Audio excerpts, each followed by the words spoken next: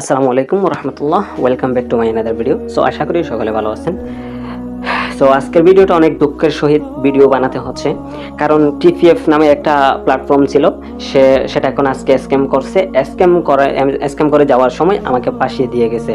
সত্যি আসলে খুব কষ্ট লাগতেছে, কারণ এরকম প্রতারকদের সাথে কখনো কাজ করি নাই, কাজ করার মন মানসিকতাও আমার নাই।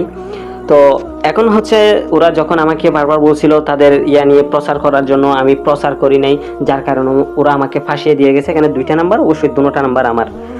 সো এখন কথা হচ্ছে, দেখেন আপনারা যারা এই ধরনের প্ল্যাটফর্মে আগে থেকে কাজ করছেন, অবশ্যই আপনারা জানেন স্টাইলেস, তারপর হচ্ছে আপনার বিবিএস জেট, এরকম অনেক ধরনের কোম্পানি ছিল। এরা যাওয়ার সময় একজন লিডারদেরকে ফাঁসাই দিয়ে গেছে।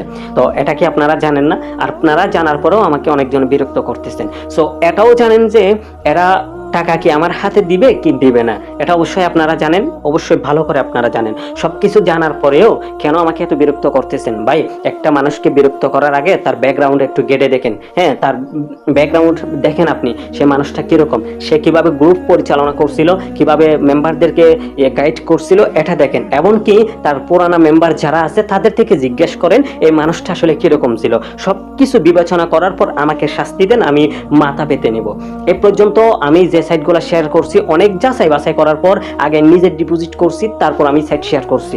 হ্যাঁ, আমি আমার থেকে এখনো পর্যন্ত আমার গ্রুপ থেকে, আমার ইউটিউব চ্যানেল থেকে, তারপর হচ্ছে আমার টেলিগ্রাম চ্যানেল থেকে টিপিএফ নিয়ে কোনো প্রচারণা আপনারা দেখেন নাই। কারণ কেন দেখবেন? আমি তো এটা নিয়ে প্রচারও করি না। আমি জানতাম যে এরা স্ক্যাম করবে, কারণ এটা একদম সম্পূর্ণভাবে হচ্ছে এরা কে নিয়ে আসছে, এটা একটা নকল সাইট।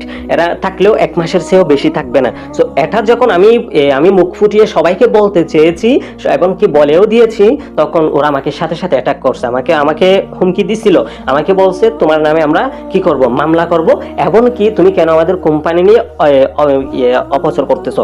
তো এগুলা বলার পর যখন আমি বলি যে তোমাদের কোম্পানি কতদিন থাকবে, আমি তাদেরকে এমন কিছু প্রশ্ন করি, ওইগুলা করার পর সে আমাদের কোনো উত্তর দেয় নাই। আমাকে বলছে তোমাকে আমাদের লোকদের হাতে তুলে দিব, এমনকি তখনই তুমি বুঝতে পারবা তোমার প্রতিশোধ আমরা কিভাবে নিই।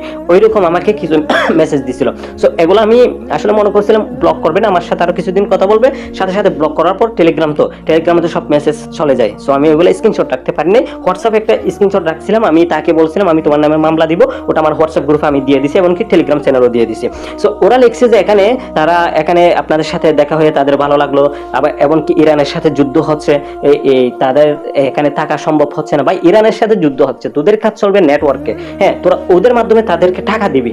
এখানে তোদের চলে যাওয়ার কি হলো? এটা একটা বাহানা করে তারা চলে গেল, এই যে লাস্টে করে আমাকে ফাঁসায় দিয়ে গেল যে আমার হাতে সব টাকা দিয়ে গেছে। ভাই, এটা কি সম্ভব?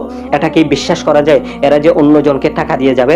ভাই দেখেন, আমার আন্ডারে যারা কাজ করেন অবশ্যই আপনারা তো জানেন আমি মানুষটা কিভাবে আপনাদেরকে গাইড করছি, আমি মানুষটা আপনাদেরকে কিভাবে একদম হাতে ধরিয়ে কাজ শিখিয়ে আপনাদেরকে আমি কি দিই, সাইটগুলা দিই।